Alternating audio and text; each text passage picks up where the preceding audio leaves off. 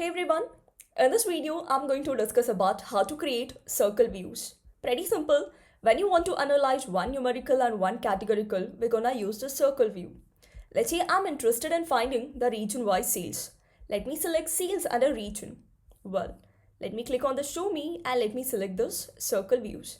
This is how the circle view is going to look. It clearly shows that in west region the sales is highest and in south region sales is less. What if I want to find the region-wise sales with respect to different category? Even in that case, you can use circle views. Let me select category, just go to the show me and click on this side-by-side circles. So you'll get to know the region-wise sales with respect to different categories.